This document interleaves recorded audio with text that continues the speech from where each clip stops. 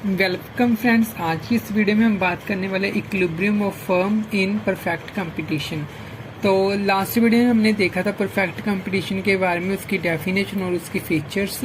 तो आज की इस वीडियो में हम बात करेंगे equilibrium of firm in perfect competition. तो सबसे पहले तो हम देखते हैं कि जो फर्म का इक्विलिब्रियम होता है वो क्या होता है। फर्म इक्विलिब्रियम का मतलब होता है कि फर्म एक अपने इक्विलिब्रियम में कब होती है। फर्म अपने इक्विलिब्रियम में तब होती है जब वो ऐसे मतलब स्टेज पे प्रोडक्शन कर रही होती है कि जहाँ पे अगर वो अपनी प्रोडक्शन को कम करती है या बढ़ाती है तो उसके लिए वो प्रॉफिटेबल नहीं होगा। मतलब कि जब उसकी प्रोडक्शन में किसी भी तरह का कोई भी चेंज करना उसके लिए बेनिफिशियल नहीं होगा, तो उसे हम बोलते हैं फर्म इक्विलिब्रियम।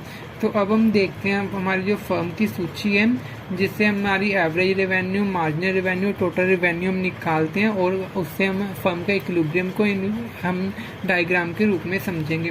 तो सबसे पहले तो हम देखते हैं फर्म की जो रेवेन्यूज होती है वो कौन कौन सी होती हैं। सबसे पहले हमारे पास एवरेज रेवेन्यू होती है, जिसे हम AR बोलते हैं। एवरेज रेवेन्यू मतलब होता है जब एवरेज रेवेन्यू का मतलब होता है प्राइस, जो जहाँ पे फर्म जो अपनी कोई भी जो वस्तु होती है जो प्राइस पे किसी भी यूनिट को बेचती है तो उसकी वो एवरेज रेवेन्यू होती है।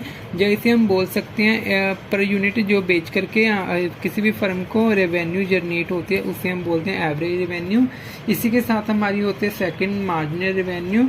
मार्जिनल रेवेन्यू का मतलब होता है जब जो प्रोडक्शन में एक इकाई ज़्यादा या एक इकाई कम प्रोड्यूस करने पर जो उसको आमदन होती है फर्म को, तो उसे हम बोलते हैं marginal revenue.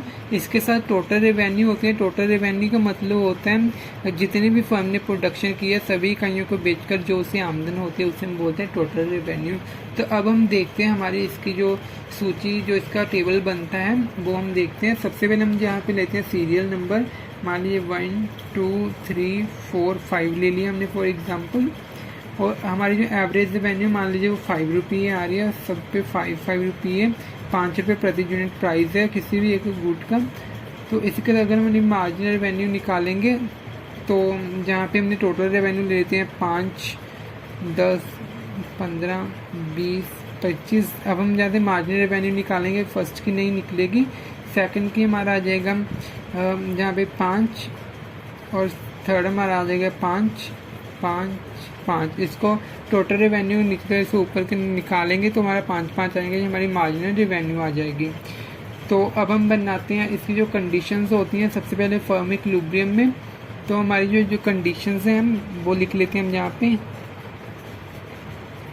Conditions for firm equilibrium.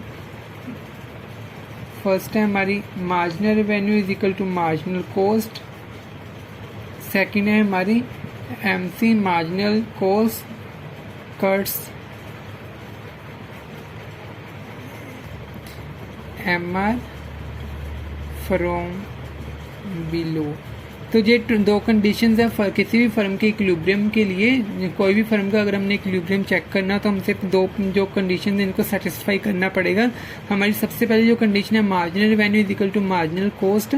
Marginal revenue हमेशा मार्जिनल कॉस्ट के बराबर होनी चाहिए। और सेकंड है हमारी marginal cost cuts the marginal revenue from below. जो मार्जिनल कॉस्ट है वो मार्जिनल रेवेन्यू को हमेशा नीचे से काटनी चाहिए। अब हम अगर जो कंडीशंस का हम फिगर लें, इसको अगर कर्व में देखें तो हम इसका कर्व ऐसे बनता है जहाँ पे हमारा होता है average revenue is equal to MR marginal revenue.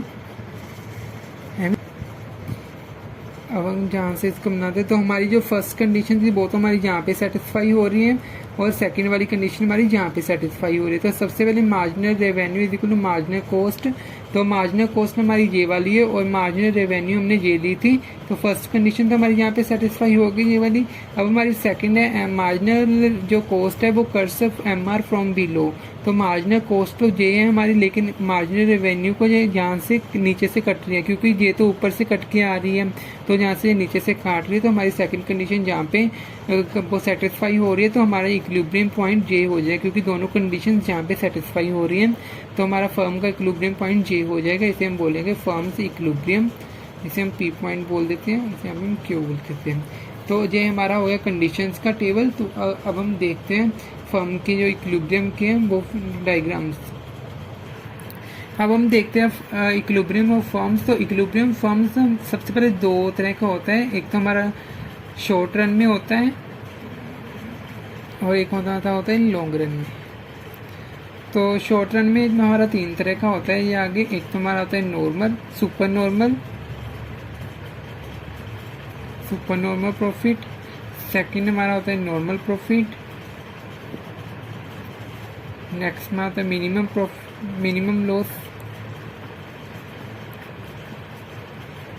Loss. और फोर्थ हमारा इसमें पॉइंट आता है शट डाउन पॉइंट।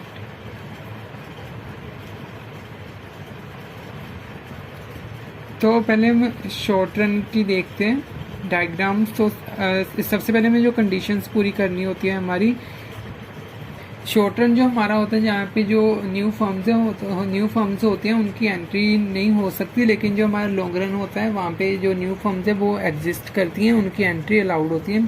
तो शॉर्ट रन में सबसे पहले हम सुपर नॉर्मल प्रॉफिट की हम डायग्राम देखते हैं।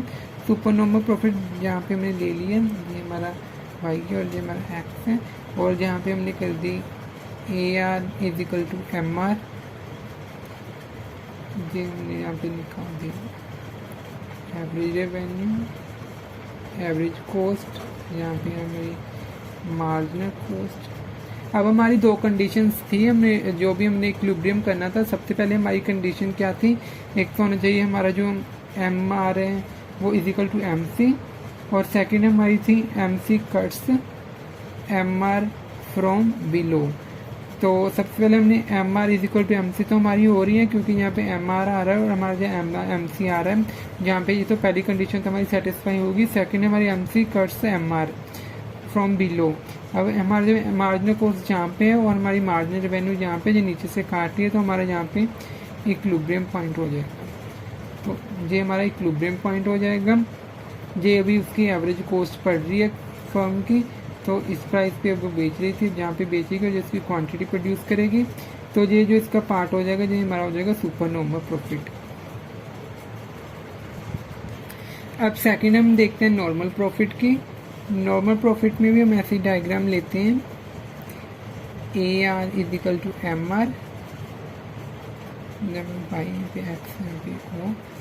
और जहाँ पे हम एवरेज कॉस्ट मान लीजिए हमारी एवरेज कॉस्ट है और ये हमारी मार्जिनल कॉस्ट है। अब हमने दो कंडीशंस थी, तो MR = MC जहाँ पे सेटिस्फाई हो रही है, तो मार्जिनल कट्स यहाँ से कर दिए, तो यहाँ पे हमारा इक्विलिब्रियम पॉइंट आ जाएगा और इस प्राइस पे बेचेगी। अब हम अगर इक्विलिब्रियम पॉइंट के साथ देखें तो जहाँ पे यहीं पे हमारा जो सेटिस्फाई हो रहा है, तो ये हमारा नॉर्मल प्रॉफिट है जो फर्म ले रही है। अब हमारी थर्ड पे हम देखते हैं हमारी थर्ड जो मिनिमम लॉसेस की है, इसके लिए हम डायग्राम बनाते हैं जहाँ पे AR = MR, ये हमारी एवरेज कॉस्ट, ये हमारी मार्जिनल कॉस्ट, ये इसके अब देखेंगे हमारी जो कंडीशंस हैं MR = MC, तो ये हमारी MC और जहाँ पे MR, और सेकंड हमारी MC कट्स फ्रॉम बिलो, यहाँ से वो नीचे से काट रही है। अब जहाँ पे हमारी जो